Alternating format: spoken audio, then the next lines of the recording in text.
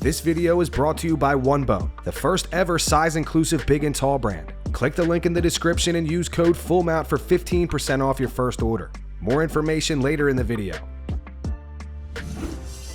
Colby Covington had some harsh words for Sean Strickland today. Colby says he wants to move up to middleweight and take his belt. Speaking to James Lynch, Colby said that's the beauty of the UFC. It's such a pure sport. Anybody can win on any given night, and if you don't come ready to fight that night and you have an off night, that's what can happen. Obviously, Israel Adesanya overlooked him. He thought that he was just going to be able to breeze through this guy, and he probably didn't train very hard, and I think he's getting a little comfortable up there. He's made some big paychecks and he's just not as hungry like he used to be. It just opens the door for all the middleweights because he's the easiest guy in the division to beat. Honestly, it opens up the door for me. I might go up and beat his ass. That guy's a f***ing punk. He got his ass knocked out by Kamaru Usman like a little scrub. F***ing out, unconscious. So imagine what I would do to him as America's champ.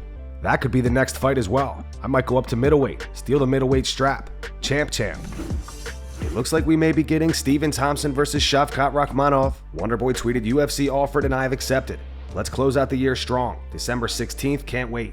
Darren Till responded to this saying, about time you accepted a fight and stopped moaning about people missing weight. I myself hate people who miss weight. Very unprofessional people. By the way, Darren missed weight when he fought Wonderboy. Shavkat quote tweeted Wonderboy. He wrote, let's go. Bryce Mitchell wants a rematch with Ilia Topuria. Bryce lost to Ilia via arm triangle choke last December. However, he says it doesn't count because he shouldn't have even taken the fight because he was sick. Loss does not bother me. What bothers me is that my pride wouldn't let me pull out of that fight. I shouldn't have even been in that damn cage. I lied to my coaches. I would not tell them how sick I was because I didn't want to appear as a coward.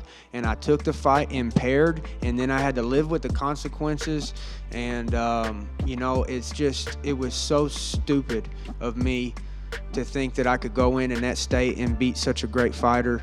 And I won't make that mistake again, and it just makes me look like an idiot. And but that's what I was mad about, is that I feel like it wasn't even me in there. That's what makes me mad, is that I want a rematch. That don't count. John McCarthy reveals how he personally scored Alexa Grasso versus Valentina Shevchenko. On the Weighing In podcast, Big John says Alexa Grasso won the 5th round, but it definitely was not a 10-8. I had it for Grasso. Look, you can go back and, there's no way you don't want to, put anything out there that's not true. Dave, our producer, podcast Dave, texted me after the 4th round of the fight. Says, John, who do you have ahead? And I said, I have it even, 2-2. And that was because I had Shevchenko winning the 1st round. Grasso, obviously, easily won the 2nd round comparatively to the 1st. The 3rd round, I had Shevchenko. The 4th round seems to be one that a lot of people are having, the discussion about which way it went and everything like that. Everything is about who is damaging who more. And you go back and you watch that 4th round, Shevchenko landed shots, but the damage wasn't there, while Grasso was landing the heavier, more damaging shots. She gets the round. And then the 5th round, there's no doubt who wins the round. All right, look, Shevchenko was winning the round. She was for about 3.5 minutes. I had her ahead at that point because that's when I'm judging it. I go all the way and I can tell you exactly who's winning at what point. And at about the 3.5 minute mark, she was definitely winning that round. And she made the one mistake. Grasso took advantage of the mistake. And from that point, Valentina had 0 offense. And she was in trouble in certain areas. She made her way through it, but she lost the round. Now, the question is, was it a 10-8 round? Not in my opinion, no. I think that the judge who gave it a 10-8 forgot about all the action that happened in those 3.5 minutes that had Valentina ahead. Now, what Alexa did absolutely gives her the round, but it doesn't give her the round 10-8. Judging's not easy. Sit where the judge sits. Watch the round. Tell me what you think. Is it the same fight? No, it's not as easy to see sometimes based upon where the fight takes place and where you're sitting as the judge. It looks like the beef between Dana White and Cris Cyborg has been squashed. As most of you know, the two have not gotten along whatsoever in the past. She won't do a one-fight deal. She will not fight Amanda Nunes. Cyborg reveals that she asked for Dana's permission to attend the UFC Apex. Cyborg said, "I asked Dana if it was okay to watch my friend at the UFC Apex. I wish you are doing well." And he said, "It's okay, Cris, no problem. I already forgave him. Everything that happened. I'm older and I don't hold grudges. Different ways in life. But I wish him the best, that's for sure." As mentioned in the beginning, this video is brought to you by OneBone, the first ever size-inclusive big and tall brand. OneBone tops range from size medium all the way to an 8XL, and bottoms ranging from waist size 30 to 65 inches. Not sure what size you are? OneBone has a fit calculator that nails your perfect size in less than 10 seconds. They are primarily focused on the fit and premium fabric of their clothing. You can find your favorite fighters rocking OneBone, like UFC light heavyweight champion Jamal Hill. This by far is the best. Actually have things that I actually wear, real drip, real attire, real things that you can wear out. Man, this swag is crazy, man. If you're not satisfied with your order, OneBone offers free exchanges and returns to guarantee your perfect fit. They also give you the option to pay later, so you can pay off your order with 4 interest-free payments. So click the link in the description and use code FULLMOUNT for 15% off your first order. Tyron Woodley explains why he doesn't like Israel Adesanya and wants to beat the out of him. On Rampage Jackson's podcast, Tyron references this interview back from 2020 where Izzy got mad at Tyron for calling him out. This was after Tyron lost his belt to Kamaru Usman.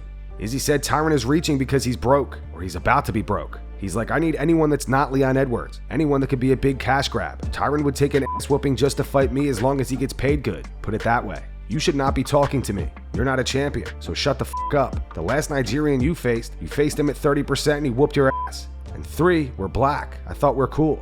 I've met him before. We've had good banter. So why is this guy calling me out suddenly? I dissected it, and he's reaching because he needs money. I just can't see any other reason why he would do that." Here's what Tyron Woodley had to say today. Only thing that would get me back to the UFC, the only person I would just want to beat the out of is Israel Adesanya. I don't like him. Why you don't like him? Because he be wearing like those pearl necklaces? Nah, because he cap. How's he cap? Because he was never Israel Adesanya. How do I do this again? I filter myself now. Filter myself because Israel Adesanya, I get looking the same show, TMZ. They asked me who was next up. I said, I like this Israel kid. I said, he kind of, different, but he kind of got some pizzazz, right? He got his own character. He flashy, but he a good martial artist too. I said, I think he the next one to watch out for. This when he first started, right? I already gave you respect. Then they asked me, who do I want to fight? Whoever at the top. So you're at the top, my brother. It's a salute. I never wanted to fight Nick or Nate or Bisbing or Connor or George because I thought they was weak, easy, or they was whack. I thought they was the best. To be the best, you got to beat the best. When you beat Chuck Liddell, right? That cemented you. Can't nobody ever say nothing. He can't walk around as a god in that division and you walk through him that way and they not salute you. They'll try. Yeah. But if you really, you know what I mean? You don't even have to speak it. I can say it for you. And that's going to wrap it up for the news. Thanks for watching. If you enjoyed the video, be sure to subscribe to Full Mount MMA and click the bell icon to be notified when we post future ones. Here are the 3 top comments from last video. The first one says, of course DC wants Stipe to win. The second one's from AK625. It says the disrespect on Stipe is insane. And the final one's from Monster Munch. It says, don't let him bully you, Leon. Those were the 3 top comments from last video. If you want to be featured on the next one, all you have to do is comment down below. If you missed yesterday's news, click the video on screen to get caught up. And make sure to go subscribe to our second channel where we post our exclusive MMA interviews.